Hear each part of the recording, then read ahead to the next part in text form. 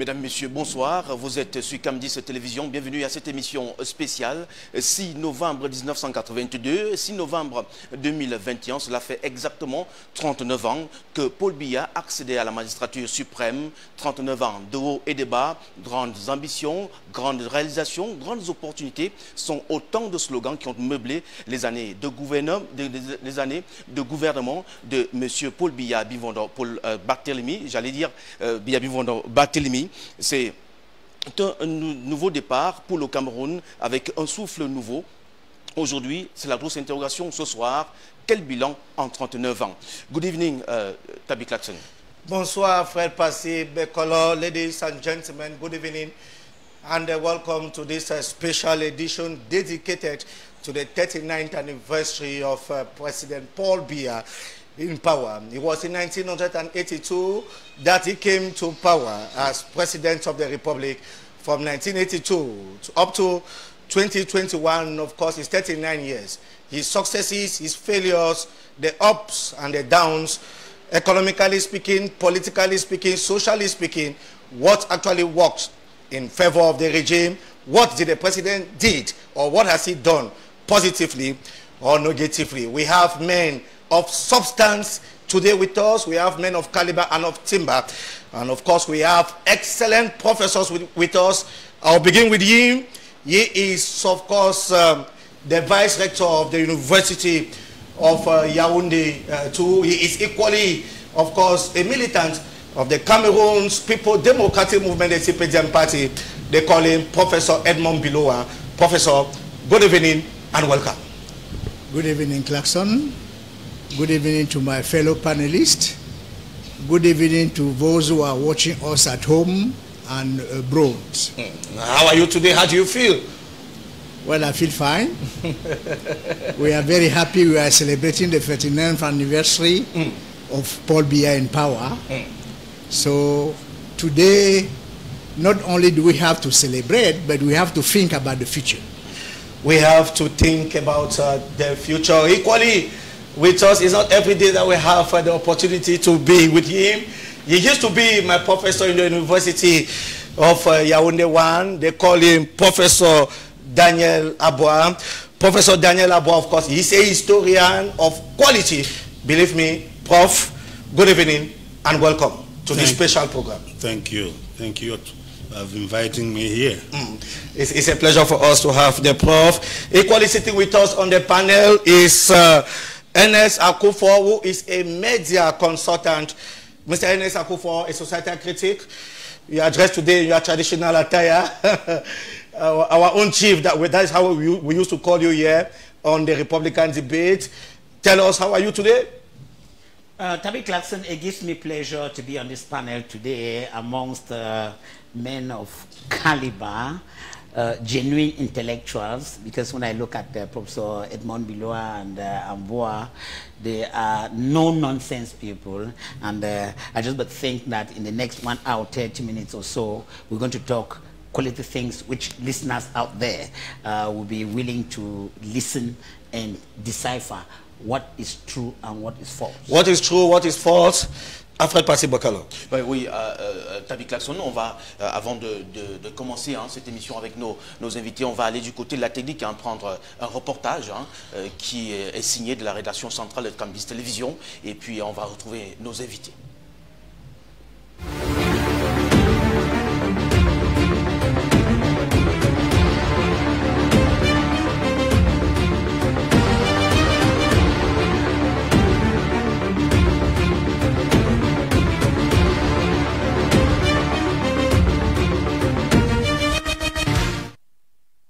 6 novembre 1982, 6 novembre 2021. Il y a 39 ans, le président Paul Biya accédait à la magistrature suprême. La célébration de cet heureux événement qui marque l'avènement du renouveau national est une marque indélébile pour l'an 3 du septennat des grandes opportunités.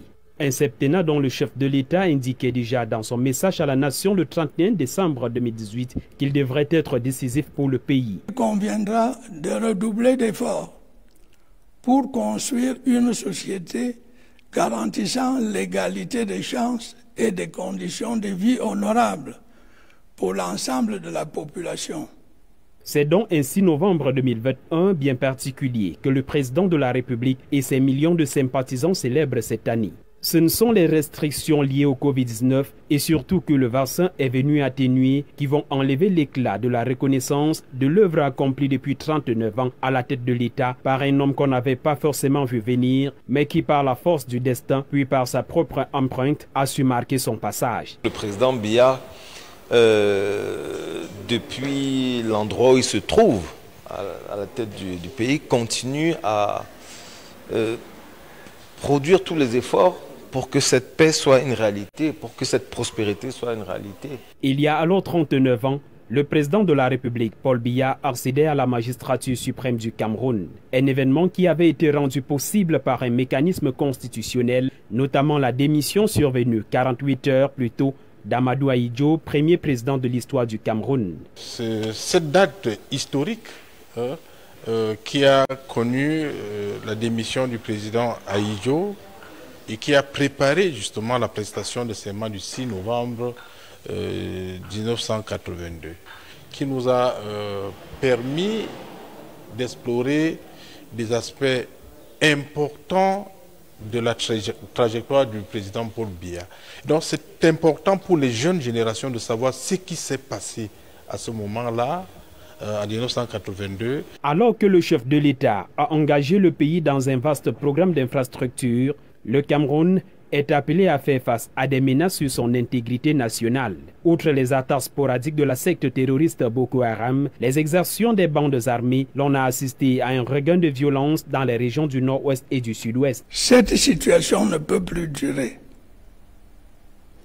Dans un esprit de concorde nationale, j'ai décidé, pour éviter le recours à des mesures extrêmes, de créer un comité national de désarmement, de démobilisation et de réintégration. Les défis à relever au plan politique n'étaient pas moins importants. C'est notamment le cas de l'accélération de la décentralisation avec la mise en place des régions. Au plan économique, il était question de poursuivre la mise en œuvre des réformes structurelles, ce avec l'industrie et l'agriculture qui exigent un apport important d'énergie stable. Les constructions des barrages hydroélectriques, des routes, des ponts, aéroports, écoles, hôpitaux, adduction d'eau potable et stades font la fierté des Camerounais et visiteurs. 6 novembre, qui est la date anniversaire de l'accession de son Excellence M. Paul Biya à la magistrature suprême. Donc nous avons pensé au rôle des acteurs institutionnels centraux sur la consolidation de la paix, de l'unité, de la stabilité et de la résilience au Cameroun.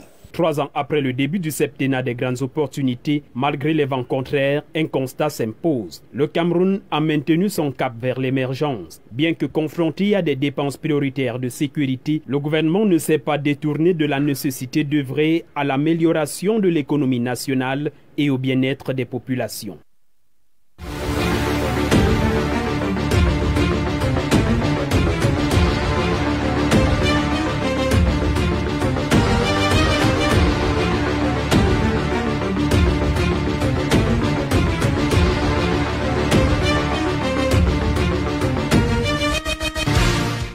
Merci à Pierre Bernard Coignet pour cet élément. Professeur Daniel Laboa, 39 ans, ça fait c'est toute une vie. Hein. Qu'est-ce que vous a marqué, qu'est-ce que vous avez retenu durant ces 39 ans de pouvoir du président Biya? Vous savez, dire en quelques mots ce qu'on a retenu pour 39 ans, ce n'est pas facile. Mais je voudrais dire que, j'espère que ça a frappé les Camerounais, le président Biya était celui qui a prêté serment en anglais. Je ne sais pas si les gens ont perçu la différence qu'il voulait marquer dès le départ de son caractère bilingue par rapport à notre pays. Il a dit « I do so swear ». C'est un élément que j'ai pris, que j'ai considéré comme véritablement important parce que par le passé, ce n'était pas le genre d'attitude que l'on avait vis-à-vis de l'autre langue. Et pour moi, c'est un premier élément. Le deuxième élément, si vous voulez, c'est que la démission a surpris. Ça a été une véritable surprise pour la grande majorité de Camerounais.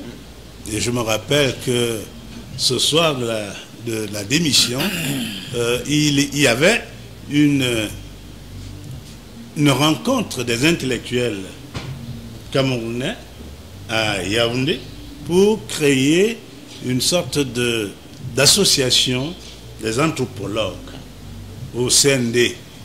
Et nous y étions, un certain nombre, quand le mouvement d'appel a commencé à retentir. Et je me rappelle, après avoir attendu pendant un temps, j'étais avec le défunt professeur Mbouy, qui était le secrétaire général du Premier ministère. Donc, le président Biya était le Premier ministre. Quand le président Aïdjo a terminé son discours, il a dit « Ah, mon patron est devenu président. » Et il a pris sa voiture, il est parti. En fait, nous tous, nous sommes partis, mais la rue était déserte. Parce qu'à l'époque, on disait « Après moi le déluge », vous comprenez? On avait tous peur. Un autre aspect que j'ai bien vu, bon, il y avait aussi le jour de la prestation de serment, la cohorte de gens qui accompagnaient le nouveau président, d'autres qui ont accompagné plus tard l'ancien président. Donc c'était des moments assez émotifs, très importants. Bon, si je veux continuer, parce que comme je l'ai dit, il y a beaucoup de choses que l'on peut retenir. C'est beaucoup d'années. C'est beaucoup d'années, 39 ans c'est beaucoup d'années. On peut véritablement prendre en compte le grand dialogue auquel j'ai participé, parce que j'y étais comme membre, qui voulait en fait amener les Camerounais à réfléchir ensemble sur le devenir de leur pays.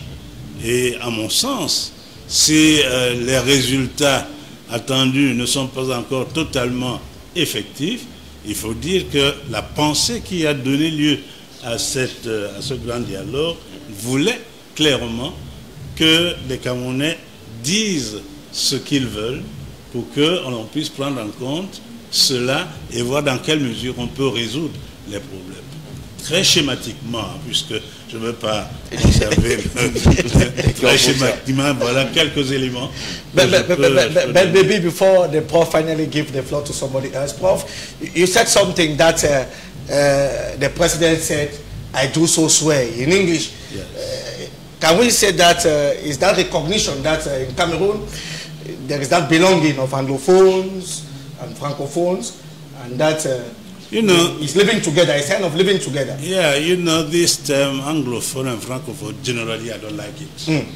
I would like to say that I'm a French-speaking scholar, but I'm not a Francophone. You may be English-speaking scholar. I don't know why you should be called an Anglophone. Because Englishman doesn't call himself an Anglophone. An Anglophone. A Frenchman doesn't call himself a Francophone. Why should I be calling me as a Francophone while I'm a Cameroonian? So first of all, I don't like the appellation. That appellation. But I know as historian that in Fumban, it was decided that this country is going to be bilingual, and that the two languages, English and French, are national languages of equal nature, and that every Cameroonian should be bilingual. And the founders of this country after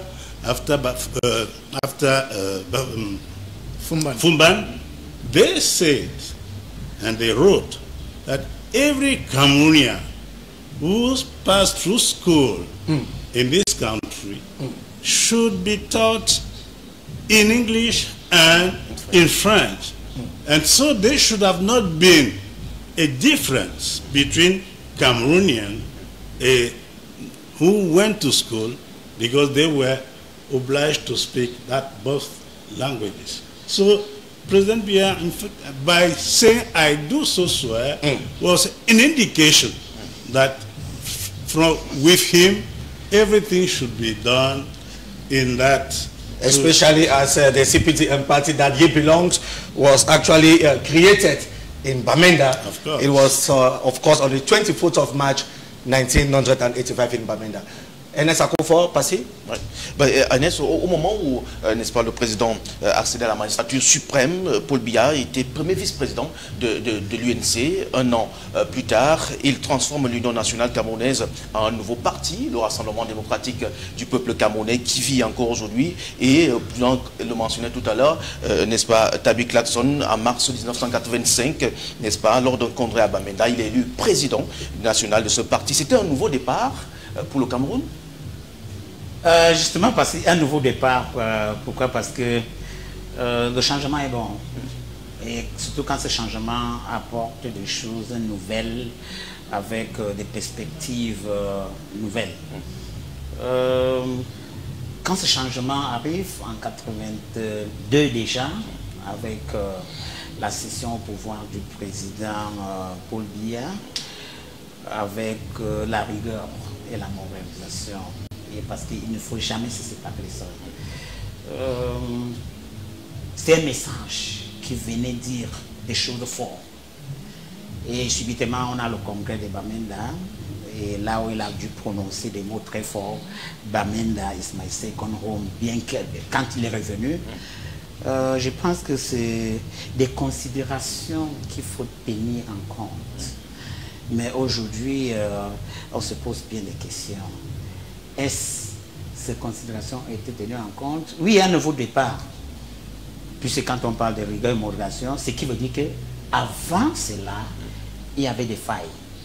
N'est-ce pas? Oui, parce que si on vous parle, on vous dit que dorénavant, nous allons partir sur la rigueur, sur la moralisation. Mais 39 ans après, il faut qu'on fasse au bilan. Est-ce que nous y sommes? Est-ce qu'il y a la rigueur? Est-ce qu'il y a la morale dans notre société? C'est autant de questions qu'il faut qu'on se pose. Then you can answer that question, Ernest Akufo. Answering the question, Tabi Clarkson, I want to say, I wanted to make it rhetorical, such that each and everyone could answer to that question. Because my perception may not be Prof's perception. No. Yeah, what is your perception, Ernest Akufo? My perception is this, Tabi. You had a visionary who had a vision. Because when you have a vision, you must nurse it, you must harness it. But it's rather unfortunate that today, 39 years after, that vision is nipped in the bud. Because when we see what is happening in our society, we begin to say, how could President Biya have that vision? Especially when you brought up Pluralisme Communautaire. I've read that book severally. If only 1/4 of all of what was written in communal liberalism was applied in Cameroon today. But Ernest Akufo, when we are talking rigor today, we know that some CPT militants, some ministers, some government ministers, even a prime minister was in prison. We can say that there is rigor for investment of public funds. Tabi Clarkson, you make me want to burst into laughter. Yes, there's rigor. There was rigor, right, from the onset. But progressively, do you remember when President Biya said, "Où sont les preuves?" That was the catastrophe of the whole thing. Because when he asked for proofs, when people were being accused of mismanagement, you see, that was where the denouement started coming. If today, rigor and moralization, the moral values have been watered down in our society, such that today, all of what President Biya had as vision, some of his men have waylaid him 39 years after. So much so that he openly tells them that they spend much time in the gallery than in reflecting how they can make. But we can at least recognize that he is fighting corruption. It's a good thing. It's a good thing, but far-fetched. Far-fetched in it. Is it commensurate? Because if you have to spend 2 billion to recover 500 million, does that make sense? But fighting at least is something positive. Well, there is no corrupt-free society, Tabi Clarkson. We just but hope that all of the efforts towards the fight against corruption should be harnessed. Okay. And in harnessing those efforts, those structures, CONAC, ANIV, and all the like, they should harness their efforts, and they should be empowered in what they are doing, because they are not empowered. They merely collect information and send elsewhere, and somebody else publishes the information and chooses who to jail and who not to jail. And the recent person that actually fell into this operation, Sparrowhawk, is the former general manager of the Telecommunications Regulatory Agency. You can say that again, Tabi. Mr. Bemengue, Jean-Louis Bemengue. Professeur Edmond Bilois, 2 ans après son arrivée au pouvoir, Paul Biya a justement fait face à une tentative de coup d'État. Était-il l'homme de la situation véritablement? Bon, il était le successeur constitutionnel du président Amadou Ahidjo. Donc la question ne se pose pas. Il était le successeur constitutionnel. Donc maintenant, il faut dire que le président Paul Biya a fait face à beaucoup de difficultés lorsqu'il est arrivé au pouvoir. Donc 2 années après son arrivée au pouvoir, il a fait face à une tentative de coup d'État. Et après, il y a eu le conflit avec le Nigeria au sujet de la péninsule de Bakassi. Après la péninsule de Bakassi, il y a eu Boko Haram dans la partie septentrionale du Cameroun. Après le conflit avec Boko Haram, on va y arriver. Il y a maintenant... Oui. Non, c'est pour montrer que son passage à la présidence de la République a été émaillé par des difficultés qui ont certainement eu un impact négatif sur la façon dont il a géré le pouvoir. Parce que son passage à la présidence de la République n'a pas été un long fleuve tranquille. Il a fait face à beaucoup de difficultés. Après Boko Haram, c'était le nord-ouest et le sud-ouest. Après le nord-ouest et le sud-ouest, les troubles à l'est avec le voisin, la Centrafrique. Oui, les Seleka rebels. Voilà. Donc, il peut jouir de certaines circonstances atténuantes, n'est-ce pas? Ouais. Donc, chaque fois qu'on parle des difficultés auxquelles a fait face le régime Paul Biya, on ne peut pas occulter ces difficultés. It's true that there is Boko Haram, there is equally another challenge, that of the Northwest and Southwest, the Anglophone crisis. Bon, maintenant, il faut quand même dire que l'œuvre du président Biya est immense. En dépit de toutes ces difficultés, il a réussi à maintenir le Cameroun sur la voie du développement. N'est-ce pas? Vous comptez aujourd'hui le nombre d'universités d'État. Il y en a au moins, il y a 8 universités d'État. Vous comptez les institutions de l'enseignement supérieur privé. Il y a plus de 300 institutions de l'enseignement supérieur privé. Vous voyez les hôpitaux de référence. Il y a un hôpital de référence dans chaque chef-lieu de région. S'il n'est pas encore ouvert, il sera ouvert bientôt. Il est encore en construction. Au plan éducatif, pour continuer, il y a maintenant un lycée dans chaque arrondissement du Cameroun. Il y a même des arrondissements qui ont 2 lycées. Un lycée classique, un lycée technique. Donc, on compte plus de 360 lycées au Cameroun. Il y a dans chaque village au Cameroun une école primaire. Donc, l'œuvre du président Biya est immense. Elle est immense. Et en 39 ans. En 39 ans, personne ne peut effacer ça. 39 years, we have had successes, equally, certainly failures too, because we are all human beings. The time for us to welcome Mr. Jean-Baptiste Atemengue. He is the mayor of the Ngumu Council and equally a fervent militant of the CPDM party. Mr. President, of course, he is president of one of the cells of the He's a vice president. Yeah, he's a president. He's a vice president. Le vice-président est président aussi. He's my friend. He's a vice president. Mr. President, good evening, happy anniversary and welcome. Good evening. Passy? Oui, Jean-Baptiste Atemengue, aujourd'hui, on parlait des 39 ans de pouvoir de votre président, de président national de votre parti, du président de la République du Cameroun. On se souvient que le président a été réélu plusieurs fois. C'est une bête de scène, véritablement, votre champion? Une bête de scène. Politiquement parlant. Politiquement parlant.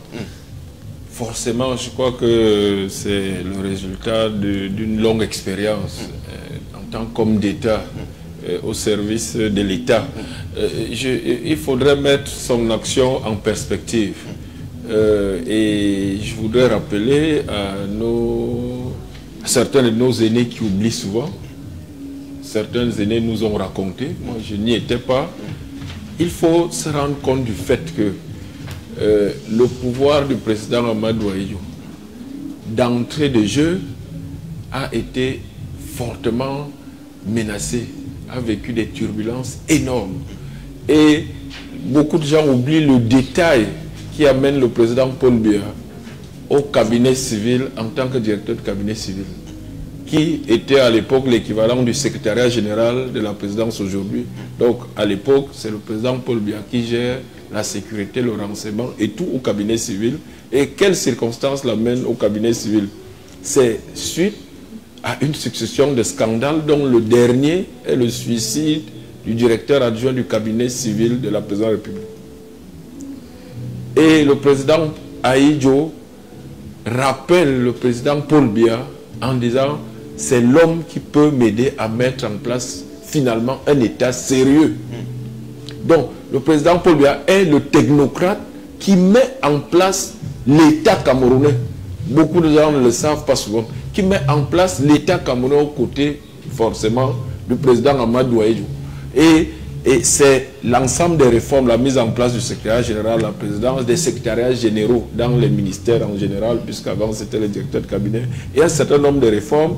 Jusqu'à ce jour, je pense qu'il est très rare de trouver un texte de loi au Cameroun qui n'est pas passé entre les mains du président Paul Biya. C'est pour ça qu'en général, ses collaborateurs disent de lui qu'il a toute la législation camerounaise dans sa tête.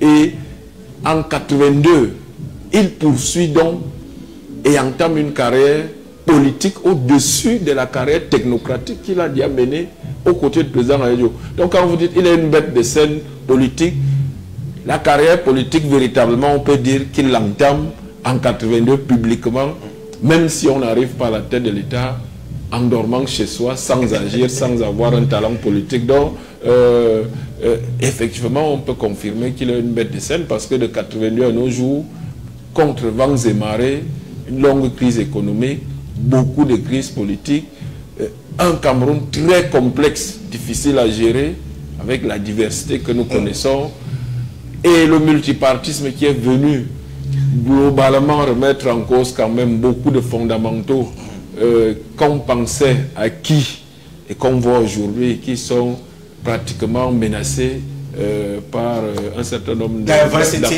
multi-party politics, we know that there is a crisis today in the Anglophone region. Can we say that it's equally a making of the Biya regime if there is a crisis today in the Northwest and in the Southwest regions? We cannot say it. Je pense que l'histoire du Cameroun est un long fleuve qui n'est pas tranquille. Le président Paul Biya n'est que le continuateur d'un ensemble d'actions engagées par le président Amadou Ahidjo, qui lui-même n'est qu'un continuateur. Il n'a pas inventé tout. Il a poursuivi une logique que les pères nationalistes ont engagée. Nous avons cru, effectivement, à un moment, que l'engagement nationaliste pour arracher la liberté, l'indépendance, allait être le socle de la nation. Une nation ne naît pas parce qu'il y a un territoire et des populations. Une nation naît surtout parce qu'il y a un élan humain avec des valeurs communes qu'on partage. Et la lutte pour l'indépendance a failli être, on constate aujourd'hui que ça n'a pas suffi, a failli être cette valeur qui crée la nation camerounaise, qui était d'abord un État artificiel créé par les colons. Les Français disent que la nation française est née de la Révolution française. C'est la Révolution française qui permet au peuple de s'approprier d'abord un destin commun et de se donner une perspective commune. Et les indépendances, les luttes pour les indépendances ont failli être, devait être ce rassemblement, cette création de cette abstraction nationale avec un État qui l'accompagne. Parce que les deux naissent en général en même temps, d'après l'histoire. Before we take Professor Daniel Aboua, you wanted to react to Professor Edmond Bilowa, the question that I asked to Jean-Baptiste? I wanted to say something about the crisis in the Northwest and in the Southwest. and say that the roots of the crisis are in the history of Cameroon. Okay. We have a historian here, a professor. They are in the history of Cameroon.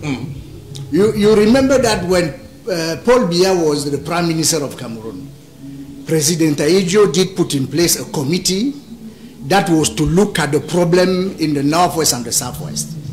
And I believe that it's President Paul Biya, then Prime Minister, who chaired that committee. Two people who are still living today. So he knows the problem. He knows the problem very well. Dorothy Njema and Abo Machoyi were part of the committee. Yes. Because Dorothy Njema was Vice Minister in charge of education, and Abo Machoyi was Governor of the Northwest. All right. Now, these problems, to understand what is going on, you must take a look at the history of Cameroon. You must take a look at the mirror, and the mirror will send you back your picture. What happened in 1961, it was decided that Cameroon was going to be a bilingual country, in which French and English were going to be of equal status. Yes. And in 1972, through a referendum, Cameroon became the United Republic of Cameroon. And then in 1984, when President Paul Biya was already in power, a decision was taken so as to make Cameroon the Republic of Cameroon. Many English-speaking Cameroonians were not happy about it. But since there was a conflict between Ahidjo and Biya, they did not want to appear as supporting Ahidjo, so they stayed quiet. So all these problems all of a sudden have come to the surface. And today we have the problem that we have in the Northwest and in the Southwest. It is not President Paul Biya's making. But it is who's making? I believe that it is the history of Cameroon. It is the history of Cameroon that is in the making. Okay? What we certainly, I'm not those who think that we have to rewrite the history of Cameroon. But in order to understand what is going on, in order to propose solutions, certainly we cannot ignore what happened from 1961 to the year 2021. Ok, d'accord. On vous a suivi, hein, professeur Edmond Bilois. Professeur Daniel Aboa, aujourd'hui, on va dire en le 19 décembre 1990, pour être précis, Paul Biya promulgue la loi sur les associations, les partis politiques, restaurants et le multipartisme. Était-ce une erreur? Non, pas du tout. Ce n'était pas une erreur, c'était l'évolution d'une société. Vous savez que le Cameroun a toujours été divers et a réussi à trouver dans sa diversité l'élément de son vivre ensemble. Et à un moment donné de l'histoire, c'est-à-dire en 1966, enfin, qui est la fin d'un processus, on a créé l'UNC. On a créé l'UNC pourquoi? Parce que déjà, parler de l'histoire, à Fumban, les leaders, ils vont avec des idées différentes. Foncha va à Fumban avec l'idée qu'il va défendre la confédération. Il ne va pas défendre la fédération. La confédération qui suppose qu'il y aura un État, mais qui va laisser à la confédération un certain nombre de choses à gérer. Ahidjo va à fond avec l'idée de créer un État uni des deux ensembles. Donc il ne va pas pour la fédération. Donc la fédération est un compromis accepté de deux parties. C'est un compromis.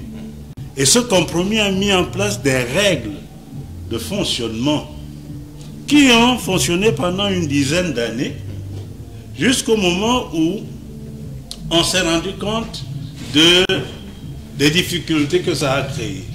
Parce qu'il faut dire que dès 62, Ahidjo voulait toujours que l'idée d'un État unitaire soit appliquée. Et il a commencé par les partis politiques, parce que nous étions dans le multipartisme, convaincre les partis politiques d'entrer dans un parti unifié. Et en 62, le premier qui accepte même l'idée, c'est Foncha. Parce que ça aussi, il faut le dire. Les autres sont réticents et Ahidjo va user du bâton et de la carotte jusqu'en 66 pour amener tous les partis à se phagocyter et entrer dans l'UNC. Donc, moi je pense que le retour au multipartisme voulu par le président Biya n'a pas été une erreur parce qu'elle venait corriger un certain nombre de crises qui se manifestaient à l'intérieur. Les Camerounais sont bouillonnants, ils veulent le changement, ils ne veulent plus le parti unique. Parce que ce que l'on ne veut pas reconnaître, ou alors que certains ne veulent pas reconnaître, c'est que le président Biya a toujours été à l'écoute des Camerounais. Quand les Camerounais ont commencé à dire « nous ne voulons plus que les élections soient organisées par l'administration territoriale », il a donné l'honneur. Quand on a dit l'ONEL, non, l'ONEL c'est un observatoire, il a donné Eleka. Et chaque fois, il montre qu'il est à l'écoute de ce qu'on demande et il apporte des solutions. Parce qu'il est un chef d'État. Un chef d'État n'est pas là seulement pour faire le perroquet, pour dire, parce que vous avez demandé, je donne, mais quand ce que vous avez demandé a une substance, il est obligé de vous le donner et il le fait. Yes, Prof. A while ago, Professor Bilowa said the problem, the Anglophone problem, is in history. Do you agree? Let's say, I would say that history has a part of it, but there is a bad faith in taking into consideration history. Because those who built this country had a great idea of what our country should be. And they have put into place a certain number of considerations to make sure that the place be the best. But in the implementation of what the history has adopted, there were some lapses. Like the problem of this Anglophone, as we said, the founding fathers said everyone should learn English and French. I remember in 1966, they created the first bilingual grammar school in Buea. In Moliko. In Moliko. But the idea was that everyone there should learn French and English. But there began problem there. In such a way that we have bilingual school today, which is not what the founding fathers thought about. And you have in a place two school, one in French, one in English, but that's not what they wanted the Cameroonian to do. So history, okay, has its part of it, but it's because they don't want or they don't know the history. When you say they, you are those who implement a certain number of decisions in this country forget about the reality of history. Yes, because they have not even, they didn't learn history in their school. Ernest Akufo, is history part of the Anglophone crisis today, or is President Biya responsible for what is happening in Bamenda and in Buea? Tabi, I'm tempted to be the moderator of this program because I want to throw a rhetorical question to Professor Aboa, who is a historian par excellence. Our history is a taboo. The history of Cameroon is a taboo. And it is because our history is a taboo that we find ourselves where we are today. I did my studies far back in the 80s. You have never been taught Cameroon history. You have European history, African history, American history, Russian history. They never talk to you about Cameroon history. And when they want to talk about Cameroon history to you, they talk about dates. In 19 days, there was this. What made it that in that year we had that? Nobody tells you that. So that is part of the problem.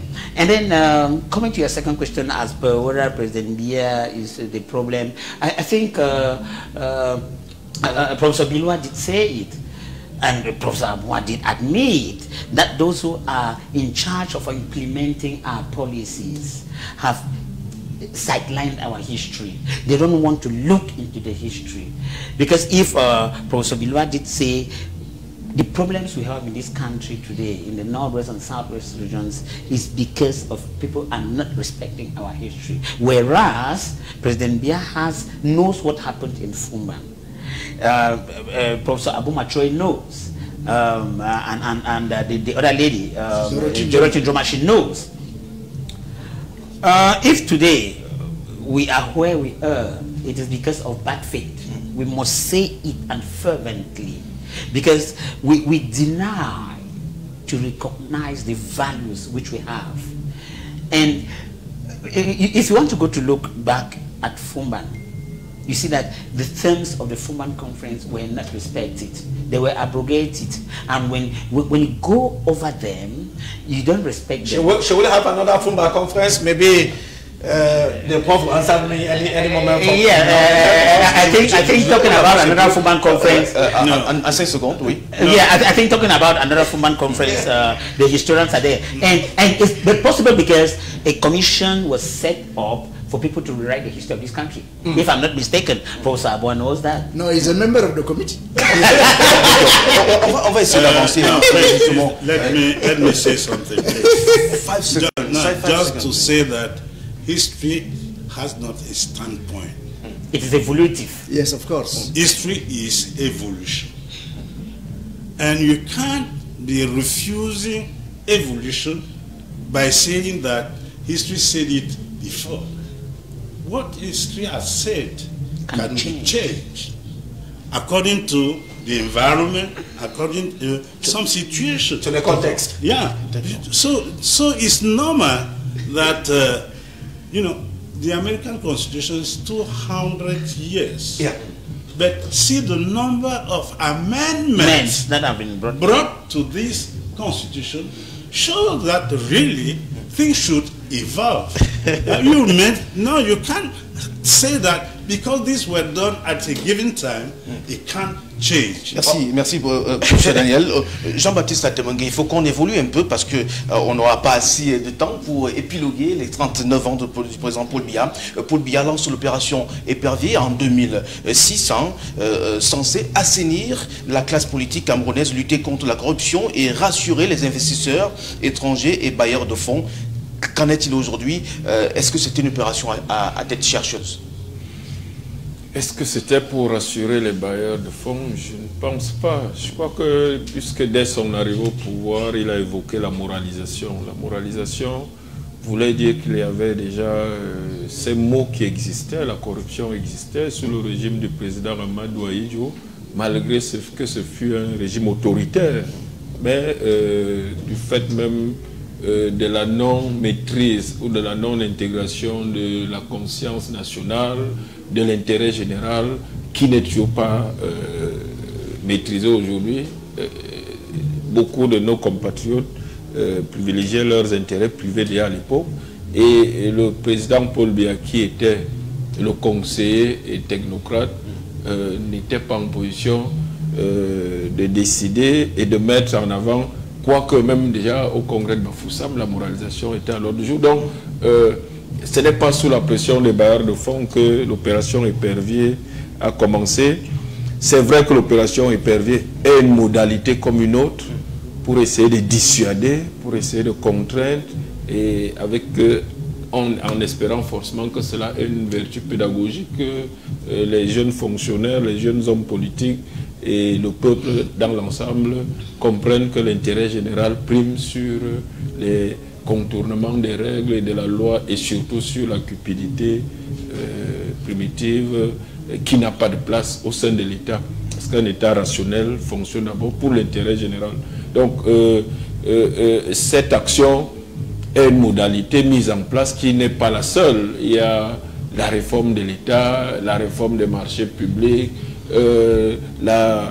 Actuellement, on assiste à la numérisation, à la dématérialisation d'un certain nombre de procédures, des impôts, de la douane. Tout cela contribue à côté de ça. Donc, il n'y a pas que cette modalité. Vous savez, la Chine a pratiquement 2-3 gouvernements locaux et des ministres nationaux qui sont en prison.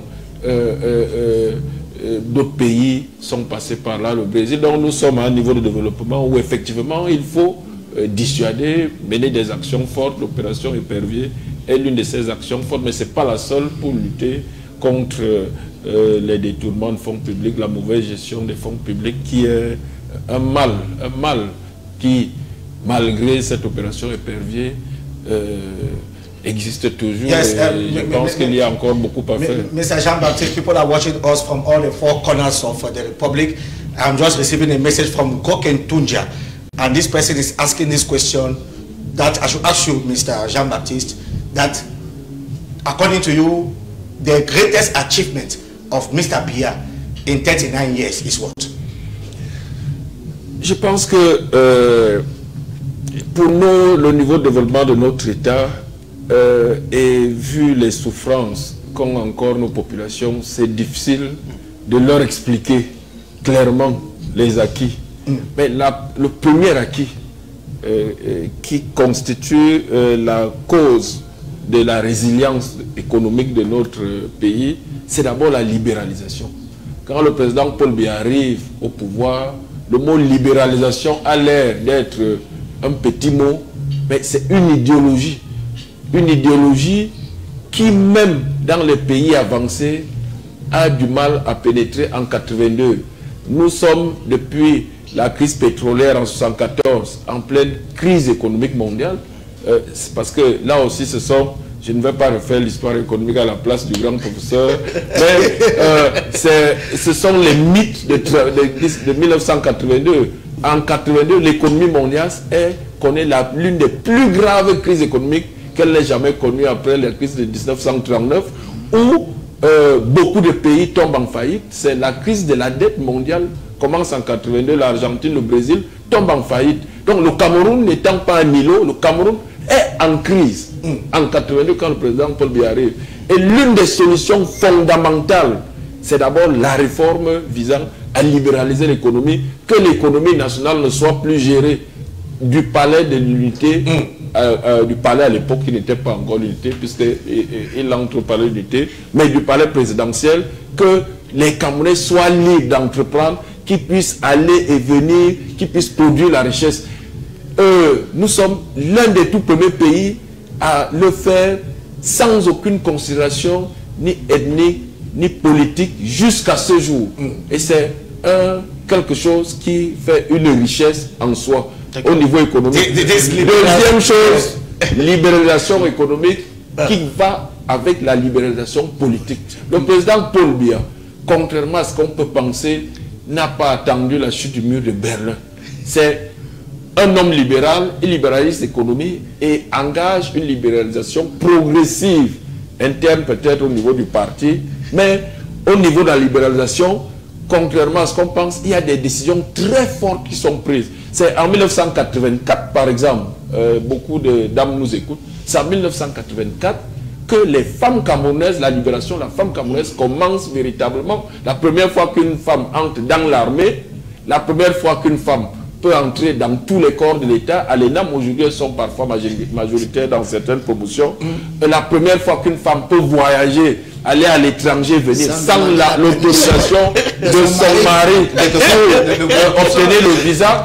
Donc tout ça, ce sont des mesures de libéralisation et de restriction des droits fondamentaux. Et ça, c'est avant la chute du mur de Berlin. Okay, after yes, Professor, you know what, wanted to say something. The most greatest achievement of the Biya regime is what in 39 years. There are so many achievements. No, just give us two. Notwithstanding what I said about infrastructure and equipment. Yes. Because there are so many of those. Yes. In the education, in the health sector, and so on and so forth. You remember when President Paul Biya came to power in 82? When he went to France and he was asked by Yves Mourouzi at Radio Monte Carlo, what would you like to be remembered as? And he said, I wish to be remembered as the president who brought democracy and prosperity. It is evident that he has managed to bring democracy. Okay? Like my friend Jean-Baptiste Atemenge said, he has liberalized the political system. He has made sure that now we have the National Assembly, we have the Senate. All right? There are more than 300 political parties. And people don't go to jail, don't go to prison today because of their political ideas. So he has managed to liberalize, to set up a democratic society. And far from it the idea that everything is perfect, okay, because excellence is not part of his world. I think that notwithstanding what I said about the education sector, the health sector, and the infrastructure, the dams in Meki, in Membele, the second bridge in Douala, and so on and so forth, I believe that the Achilles tendon of the president, because we must also talk about that. The Achilles tendon of the president is the economy. Okay, is the economy. But there are reasons why Cameroon is facing so many difficulties. Jean-Baptiste Atemenge mentioned some of them. In order to overcome these difficulties, we must industrialize our economy. Okay? We cannot continue to be producers of basic goods, cocoa, cotton, and so on and so forth. It is very important. No country can be developed unless it is industrialized. So, I believe that President Paul Biya is on the right way, but everybody must chip in his own part. Ok. Après passer le colon, il faut avant d'aller peut-être au sport, j'ai une question économiquement parlant. Je vais m'adresser à Koufro. Au regard du potentiel économique dont regorge notre pays, le Cameroun, le président Paul Biya, est-ce que le président Paul Biya, aujourd'hui, on a comme l'impression que le pays de Paul Biya, notre pays, fait du surplace économiquement parlant? Merci pour cette question très pertinente, parce que c'est une question qui valait la peine qu'on la pose. Pourquoi? Parce que quand on parle d'une économie libérale, vous ne pouvez pas, comme le prof a dit tantôt, qu'il faille qu'on industrialise notre économie. Parce que c'est le président Biya qui le dit lui-même. Nous ne consommons pas ce que nous produisons. Par contre, nous consommons ce qui vient d'ailleurs. Ce qui veut dire qu'il y a une faille quelque part. Alors, comment remonter cette faille? C'est là le problème. Nous ne pouvons pas avoir une économie.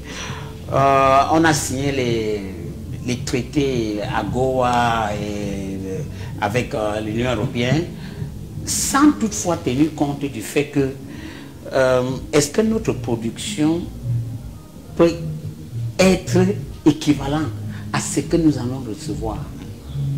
Nous avons le piment de Penja, notre banane, il y a le héros et beaucoup d'autres choses, notre café, notre cacao. Mais est-ce que nous sommes en train de promouvoir pour qu'on puisse les vendre dans nos marchés extérieurs? Donc pour vous, le Made in Cameroun n'est pas... Le Made in Cameroun n'est pas vendu à l'extérieur, valorisé. Et ce qui fait que si vous demandez, je ne suis pas économiste, mais si vous demandez aux économistes, ils vont vous dire que notre balance de paiement est toujours sur le déficit. Pourquoi? Parce que nous importons, regardez par exemple du riz, nous importons, nous dépensons des milliards pour faire importer du riz. Alors que, avec peut-être que moins d'1 milliard, on pouvait, nous avons des terres partout, on pouvait peut-être faire irriguer ces terres et donner de l'argent aux gens. On dit, ok. Valoriser aussi le riz d'Indop, par exemple. N'en parlons plus parce que le riz d'Indop, c'est une spécialité. Ernest Akufo, we don't have much time. To you, the most greatest achievement of Mr. Biya is what in 39 years? Tabi Klassen, I want to say it's not how much time you put in a duty post that counts, but it is what you achieve within that time frame. You get the point? I get it. C'est pas le temps qu'on met dans un poste de responsabilité. What is the achievement, Mr. Ernest Akufo? I want to say, if you want me to cite a major achievement, I won't be able to come out with it, because many things have been touched left, right, center, back, forward. Professor Bilua did talk about democracy, which he prepared somewhere that he likes to remember that one, like the one who brought democracy to Cameroon. But when you want to look at the democracy law, the liberty laws of 1990. In 2013 or 14 or 16, something like that, you had the how do you call them? The terrorism law, anti-terrorism law, which came to break down again everything, because we have been boasting of democracy, but it's not unfortunate. Look at our electoral system; it's a failure, it's a sham.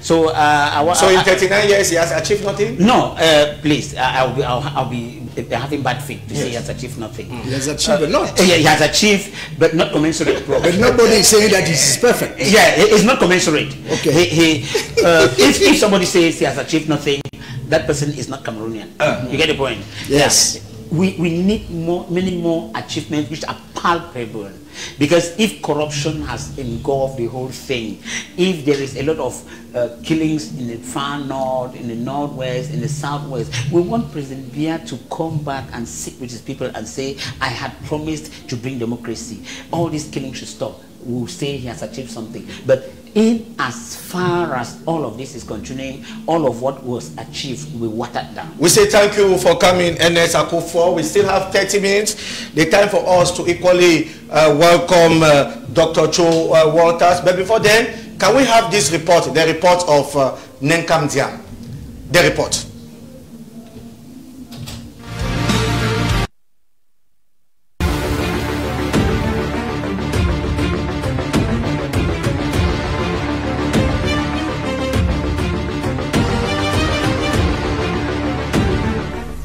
I do so swear.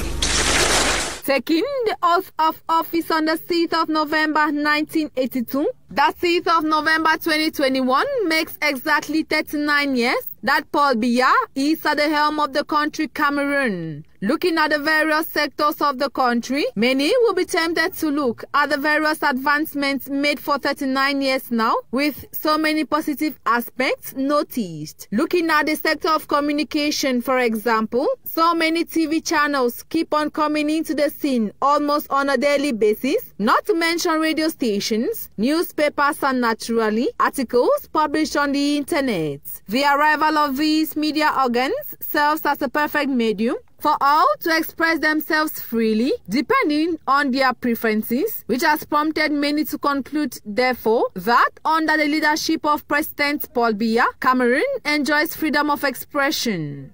Beaucoup d'avancées, énormément. There are a lot of advancements. You just have to see the diversity of the media. People have the freedom to express themselves in the media today. There is freedom of opinion, which did not exist before. For me, even though there is much to be done, much has been done already. Même s'il y a à faire encore, beaucoup a été fait.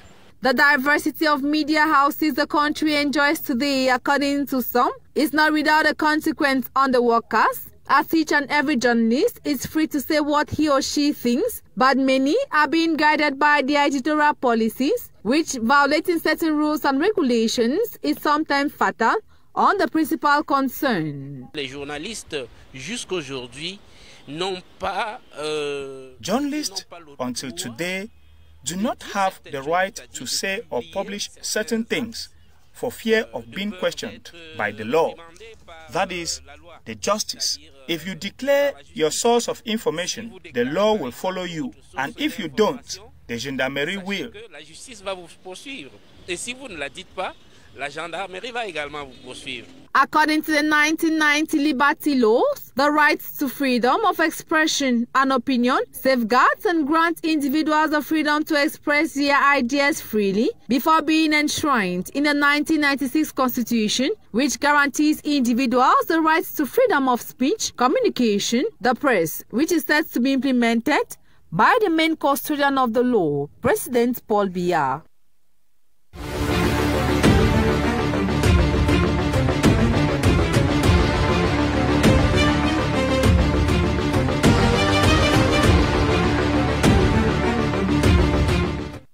Yes, welcome back, and we welcome, of course, Dr. Cho Walters. Doctor, good evening and welcome to this special edition dedicated to the 39th anniversary of Mr. Biya in power. Thank you very much. We are happy to have you. We just had a report on freedom of expression. Can we say that there is really freedom of expression in our country today, especially freedom of the press? There is no freedom of expression in a liberal dictatorship. When you want to look about democracy, go to prisons. You discover that since 1990, we have militants of certain parties who are in prison, more than 124.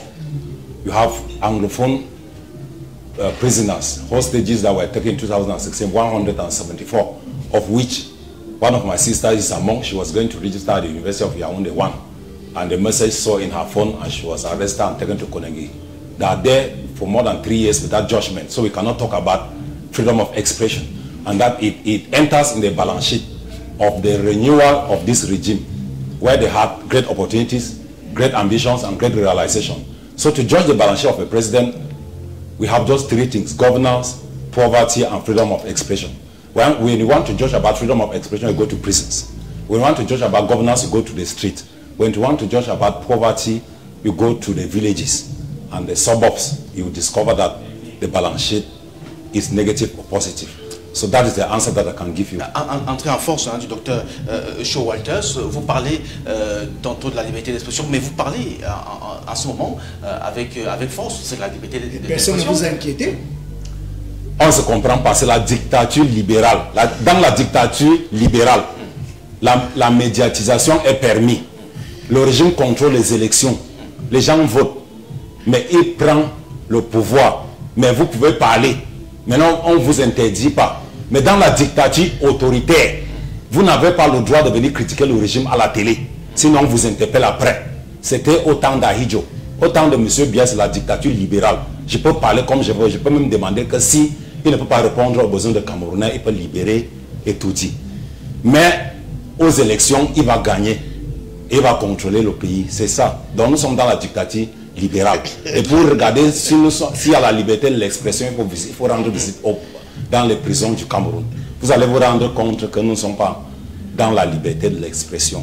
Nous avons 124 militants du MSC, 174 détenus anglophones depuis 3 ans sans jugement. Donc vous ne pouvez pas parler de la liberté de l'expression. Allez dans les rues voir comment ces enfants-là vendent avec des diplômes. D'autres sont devenus des agresseurs. Moi qui vous parle ici, je n'ai aucun compte en banque, aucun emploi. Mais je suis allé à l'école jusqu'en doctorat. C'est la preuve de la malgouvernance. Rien de solide, prof. Beaucoup d'étudiants n'ont pas de compte. C'est ça qu'on appelle la gouvernance. Les crises économiques, notre balance de paiement est déficitaire. Depuis que le président de la République a pris le pouvoir, nous étions à 5 milliards. Non, à 5 milliards. Aujourd'hui, nous sommes à 5 000 milliards. Mais plus de 14 000 de dettes externes et internes. Okay. Mais le pays est toujours plongé dans la pauvreté. Je ne comprends pas comment vous pouvez parler de la liberté de l'expression dans la dictature libérale. C'est votre droit. En même temps, vous êtes... Non, c'est pas mon droit. En politologue, c'est comme ça. Bon, en fait, c'est votre droit. C'est que vous n'êtes pas... Vous êtes économiste. Mais j'ai fait la discipline de l'anthropologie politique, prof. Je vous en prie, professeur. On va peut-être... Et je vous j'ai présenté... Il ne faut pas qu'en sortant d'ici que les gens disent que j'ai tiré sur le régime en disant que tout est négatif. Non, ce sont des faits, prof. Non, on vous a suivi, hein, justement. Tabitha Klaxon, je pense qu'on va aborder un peu le domaine sportif avec le professeur. Non, mais c'était le prof wants to react afterwards. Peut-être il faudrait quand même dire que le libéralisme ne donne pas lieu à l'anarchie. C'est-à-dire que si on est libéral, ça ne doit pas pousser les gens à l'anarchie. Et l'anarchie crée l'anomie. Et vous savez, dans tous les pays du monde où il y a eu l'anarchie, on a combattu l'anarchie.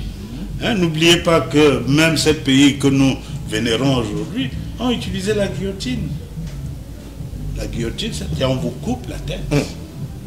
On utilisé les lettres de cachet. On utilisé les états d'urgence. Non. Il faut qu'on comprenne qu'un État a le devoir de se protéger et de protéger ses citoyens. Et pour se protéger et protéger les citoyens, il y a le respect des lois établies. Et si vous ne respectez pas les lois, parce que vous estimez que vous êtes au-dessus des lois, il y a des moyens de vous ramener alors. Et la prison est l'un de ces moyens. Donc, on ne peut pas dire que parce qu'il y a des gens en prison, c'est une dictature libérale. Hein? C'est vrai que les autres aussi ont appelé ça le despotisme éclairé. Pourquoi pas? Yes, Mr. Jean-Baptiste, you just followed Dr. Cho Waters. What do you have to say? Bon, deux choses. Nous confondons effectivement, comme le dit le professeur, libéralisme et anarchie. L'État, pour s'institutionnaliser, le fait à base de violence. Il n'y a aucun État au monde qui ne sait pas imposer par la violence pour discipliner. Quand un État paie des armes, des munitions, arme le policier, fait tout pour cette violence, manifester sa capacité d'utiliser de la violence légale et légitime, c'est pour dissuader. Et si tu sors des rangs de la loi, la violence de l'État te frappe. C'est une violence légale et légitime qui doit s'appliquer à tout citoyen qui sort des rangs de la loi. Et c'est tout à fait normal. Et c'est ça qui garantit l'égalité ensuite entre les citoyens. Parce que tu ne peux pas avoir d'état de droit, de démocratie dans l'anarchie, dans la jungle. La jungle, c'est la loi du plus fort. Et pour avoir l'égalité, il faut que chacun se plie à la dictature de la loi. La dictature de la loi. Chacun devient donc égal et on est civilisé. Donc ce n'est pas une dictature libérale comme... La démocratie est la dictature de la loi. Ce n'est pas une dictature libérale ou pas. La démocratie, la liberté, c'est l'acceptation des contraintes qui imposent que la cohabitation entre des humains naturellement violents, pour que cette cohabitation soit pacifique, civilisée, il faut qu'il y ait la violence légale et légitime de l'État qui l'impose. Ça ne peut pas être, ça ne va pas de soi. Je ne suis pas un philosophe à mairie, mais c'est ça. Deuxième chose, l'économie. Le docteur est économiste. Mais l'économie est une science. L'économie, ce n'est pas un assemblage d'idéologies. Et dans notre pays, nous faisons beaucoup de confusion. De 82, de 60, personne ne peut dire, sur la base des statistiques, la Banque mondiale publie des rapports avec tous les indicateurs de développement depuis 1981 ou 80, je crois. Et ces rapports, pays par pays, dont le Cameroun, donnent des indicateurs, l'évolution. Chaque indicateur, en 82 par exemple, l'eau potable pour les 7 millions de Camerounais de 82 était disponible pour 22% de Camerounais. Aujourd'hui, elle est disponible pour 65% de 27 millions à 30 millions. Vous faites le rapport. En 82, il y avait 2000 km de route bitumée. En 2011, il y en a tant. En 82, pour aller à Bafoussam ou à Bamenda, on mettait une semaine avec 2 sens uniques alternés. Aujourd'hui, on le fait d'ailleurs, je ne sais pas si en 82, Bamenda faisait partie du Cameroun. Il faut le dire, parce que quand le président Paul Biya décide d'organiser le congrès de création du RDPC, c'est une sorte de réintégration d'un territoire qui est coupé du Cameroun. C'est en 82 qu'on inaugure l'axe bitumé Yaoundé Bafia. Et donc de Bafia, Bafoussam, de Bafia, Bamenda, aller demander aux générations 82 comment on faisait pour aller à Bamenda. Bamenda était coupé, n'était pas vraiment au Cameroun. Donc pour réintégrer toutes ces régions au Cameroun, il a fallu investir. Donc on ne peut pas dire que économiquement, c'était... rien à marcher. Et de deux, s'il est économiste, il doit savoir que le Cameroun, le monde entier est en crise économique depuis 1974. Et que le Cameroun est dans ce monde. Les discours du président, que ce soit au Conseil national du parti de l'UNC, 3 mois après son accession, ou devant les hommes d'affaires français, il le dit clairement, le Cameroun fait face à des difficultés. La production agricole chute, est en chute de 79 en 83. On va donner la base des faits. J'ai des idées reçues et des préjugés. D'accord, pour ça, le bilan. Très brièvement, oui, tout ça, mon bilan. Je voudrais donner 2 exemples. Vous avez entendu parler des gilets jaunes en France, à cause des revendications syndicales sur les conditions de travail. Il y a des Français qui ont pensé qu'ils pouvaient aller manifester à Paris en vandalisant les magasins, en brûlant certains édifices publics et privés. Qu'est-ce que le gouvernement français a fait? On a passé des lois à l'Assemblée pour lutter contre cet état de choses. Le procureur de Paris a interpellé des centaines de gens et on les a condamnés. Et mis en prison. Oui, mis en prison. On les a jugés et on les a condamnés. Aucun État ne peut cautionner le désordre. Aux États-Unis, après la défaite de Donald Trump et la victoire de Joe Biden, il y a les partisans de Donald Trump qui sont allés vandaliser le Congrès. Le Congrès où siège la Chambre des représentants et le Sénat. Ils ont été condamnés. La plupart sont arrêtés aujourd'hui et ils sont en train de se juger. Et aujourd'hui, le régime de Donald Trump est au tribunal, au Congrès. Aucun État ne peut cautionner le désordre. Si la loi vous dit, tant qu'on ne vous a pas donné l'autorisation, vous ne manifestez pas, vous respectez la loi. Tant qu'on n'a pas changé la loi, vous devez la respecter. Et vous ne pouvez pas dire, puisqu'on n'a pas changé la loi, nous allons faire ce que nous voulons. On n'est pas à la cour du roi Péton. Si vous étiez au pouvoir, vous feriez la même chose. Ok, Professor Edmond Bilowa, yes, you want to react after oui, je voudrais dire à M. le maire que Dieu merci, il est représentant du peuple et il est avec nous ici. Quand on parle du bilan économique, on ne peut pas manquer d'intégrer l'aspect de la décentralisation dont on avait demandé à l'Assemblée de transférer 15%, d'autre part de 18%. Aujourd'hui, où en sommes-nous? On n'a même pas atteint 8%. Je ne sais pas si dans votre localité, vous avez déjà reçu votre part de 750 milliards, parce que c'est les 15% du budget du Cameroun. Maintenant, quand un président de la République est élu, il doit démontrer à son peuple qu'il peut répondre à des besoins économiques. Et les besoins économiques, c'est ça qui amène à des conditions de vie. Cette population du Cameroun croupisse dans la misère. Maintenant, vous m'avez dit de m'éloigner des idéologies et parler des faits.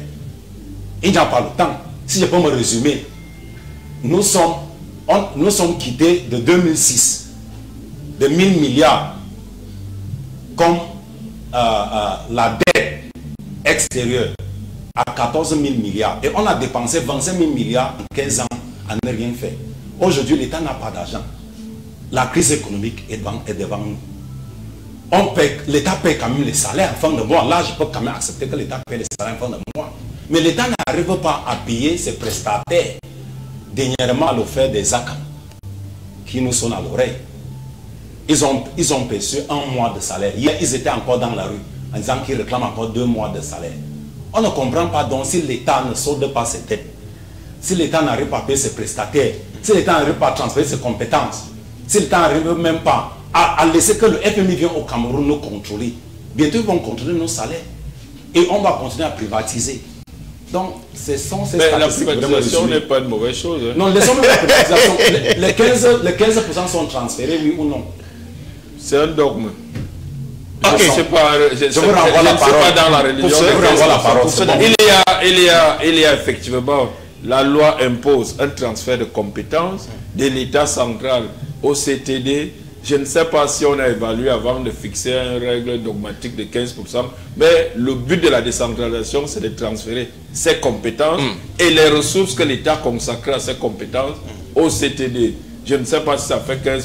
Je crois que c'est une erreur, une aberration que le législateur ait fixé un minimum de 15%. D'abord, ils ont fixé un minimum 15%. Ça veut dire que c'est une question ouverte. Moi, j'entends 15%. Non, c'est le jeu.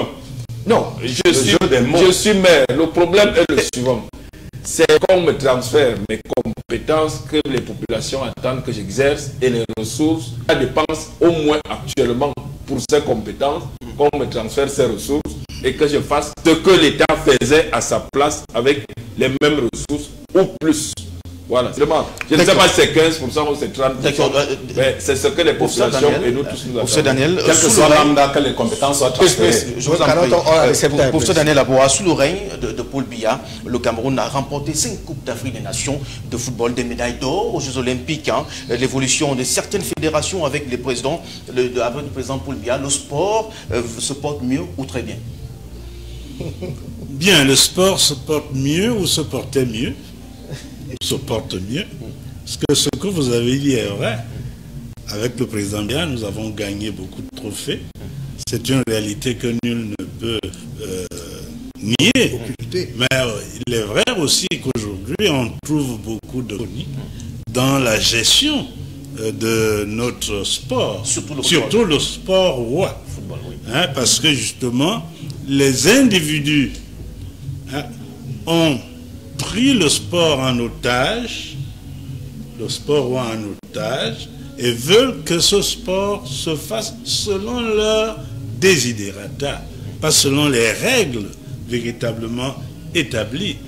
Et vous comprenez que ce sport qui a toujours été notre fierté et qui doit rester notre fierté, nous allons nous battre contre ces gens qui veulent créer le désordre pour leurs intérêts personnels.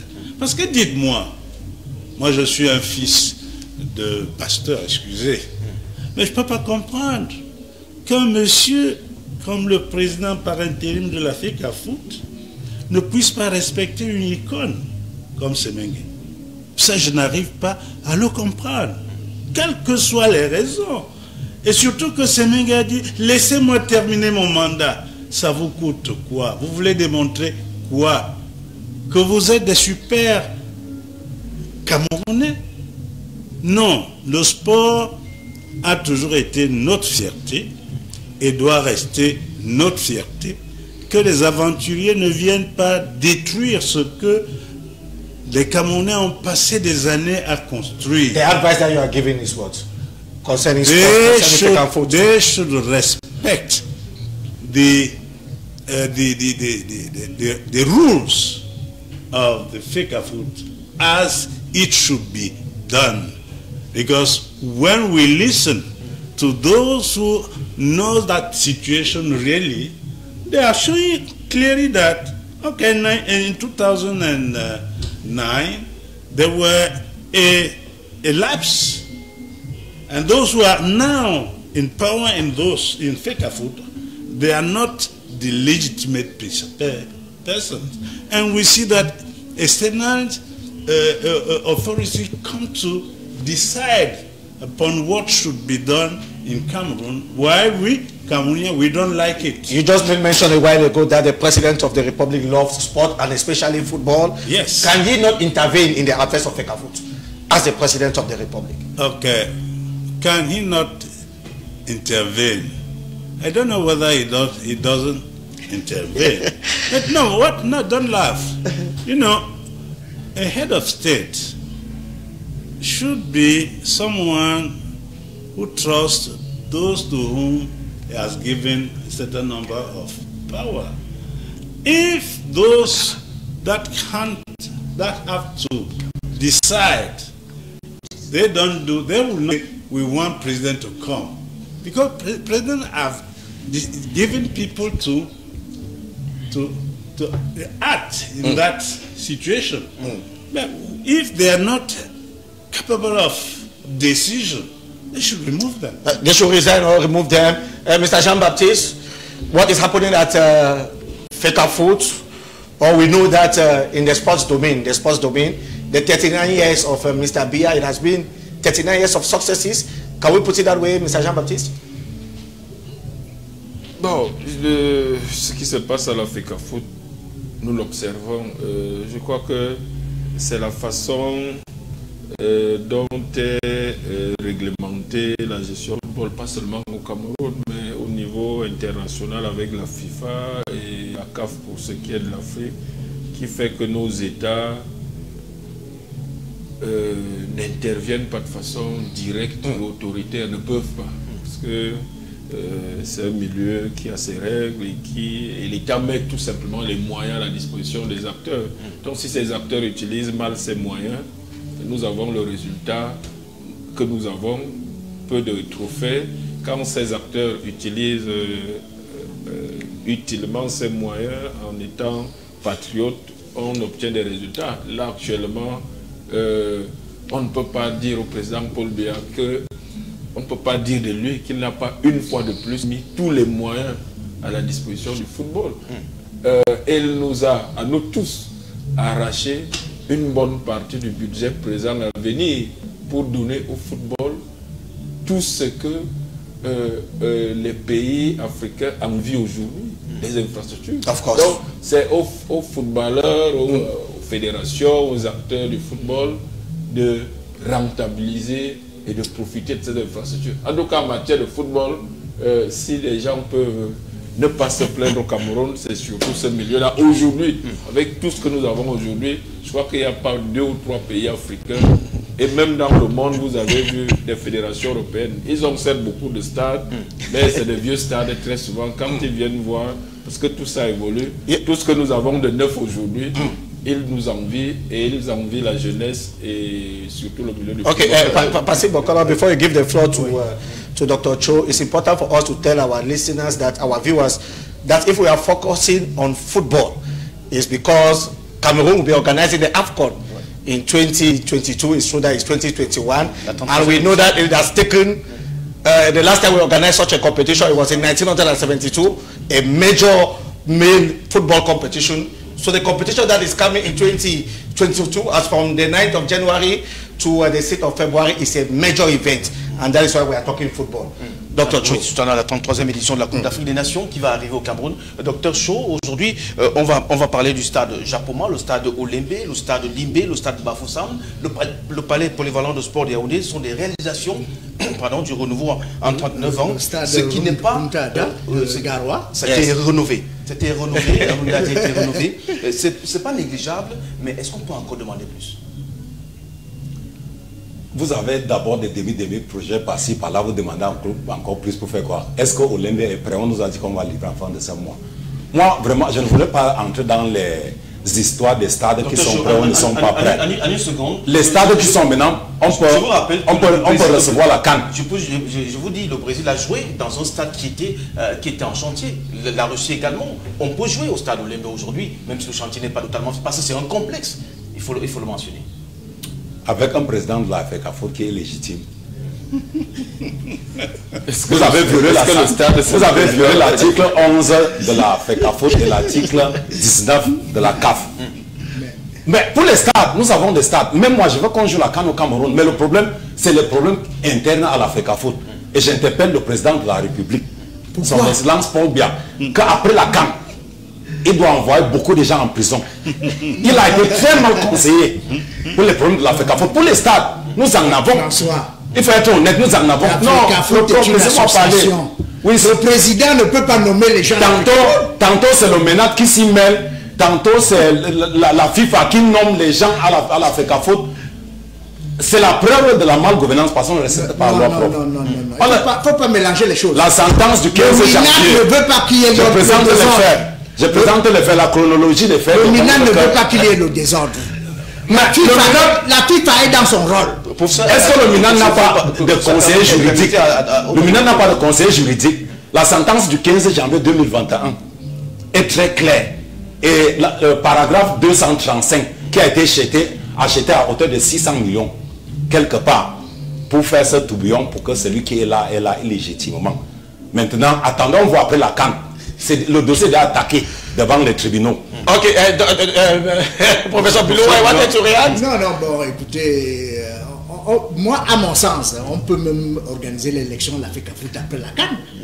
C'est vrai qu'on veut l'organiser avant fin novembre, mais ce n'est pas une urgence. Maintenant, la FECAFOOT est une association. Il n'appartient pas au président de la République ou au Premier ministre de venir désigner ceux qui gèrent le football au Cameroun. C'est pas ce que j'ai dit. Si même le Cameroun le faisait, le Cameroun serait sanctionné. Ça, vous le savez. Donc le Cameroun ne peut pas le faire. Mais ça ne peut pas empêcher que les dignitaires du parti ou les dignitaires du régime donnent des conseils. Donnent des conseils à ceux qui gèrent la FECAFOOT. En ce qui concerne le MINAT, le MINAT est garant de la sécurité publique. Donc si vous êtes une association qui va causer du désordre, c'est tout à fait normal que le MINAT vous interpelle. Oui, dans tous les pays du monde, il y a un ministre de l'Intérieur. Ça dépend. Aux États-Unis, on appelle ça Homeland Security. En France, on appelle ça ministère de l'Intérieur. Au Cameroun, c'est le ministère de l'Administration territoriale. Ces gens-là sont garants de la sécurité. Quand vous sortez du cadre réglementaire, ils vous interpellent. Qui que vous soyez. D'accord, Jean-Baptiste Atemengue, aujourd'hui, avec tout ce qui se passe à la Fédération camerounaise de football, est-ce qu'on ne peut pas dissoudre la FECAFOOT et recommencer à zéro? Le Cameroun peut jouer sa CAN sans fédération, parce qu'aujourd'hui, même si c'est la FECAFOOT qui est l'instant technique, mais c'est le Cameroun en réalité qui organise la CAN. Bon, si vous arrivez à dissoudre, vous allez reprendre avec les mêmes acteurs. Donc, je ne sais pas, c'est peut-être une solution, mais le faire avant la CAN, je crois qu'il vaut mieux qu'on taise les divisions. Ça n'a pas l'air d'être le cas, mais on le souhaite pour que la fête soit belle. Nous accueillons et nous devons vendre l'image du Cameroun. Et je crois que il vaut mieux laisser le football camerounais et continental s'exprimer. Et on verra les problèmes de la FECAFOOT après, quand la fête... et surtout si les Lions gagnent à domicile. That is a wish of all Cameroonians. Je crois que ça pourrait nous faire oublier parce qu'il faudrait quand même inaugurer tous ces beaux stades avec une belle victoire.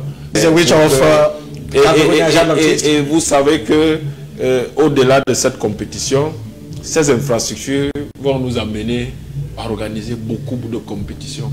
Parce qu'il n'y a pas beaucoup de pays africains qui disposent de ces infrastructures. Donc, là, c'est la CAN.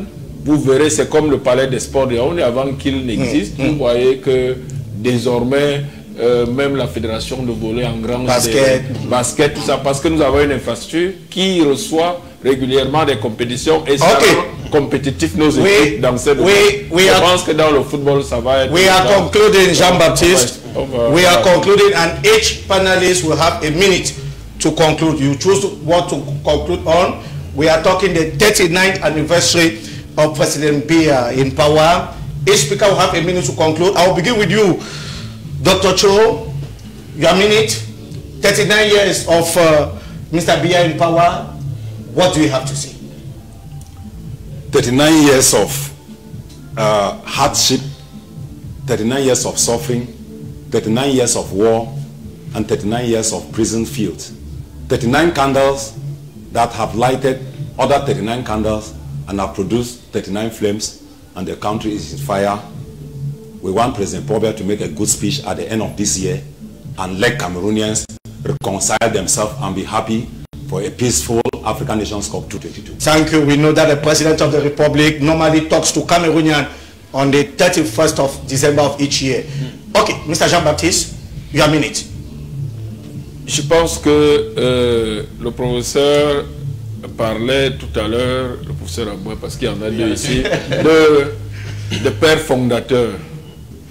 Ils nous ont légué un héritage que le président Amadou Ahidjo a tout fait pour implémenter et conserver. Le président Paul Biya ne fait que poursuivre pour que nous ayons une idéologie nationale, une conscience nationale. Il y a une remise en cause de cette idéologie nationale, de ces fondations aujourd'hui. Rien ne justifie cette remise en cause parce qu'on ne peut pas bâtir un État et une nation s'il n'y a pas ces fondations. Et je crois que c'est ce que le président Paul Biya s'évertue à expliquer, s'évertue à préserver, et nous devons le soutenir, ce d'autant plus qu'on n'a pas beaucoup de temps. C'est un monsieur exceptionnel par son destin qui a croisé le destin du Cameroun, mais c'est un destin individuel exceptionnel. Professeur Edmond Biloa. Your minute, please. We are concluding. Well, I will say that the country that President Paul Biya inherited from the founding fathers, the president has managed to keep it intact. The territorial integrity of the country is intact. Nigeria was not able to take Bakassi away. Boko Haram was not able to establish a caliphate in the upper north region. We have peace in the east limit with the Central African Republic. There are a few difficulties here and there, notably in the northwest and in the southwest.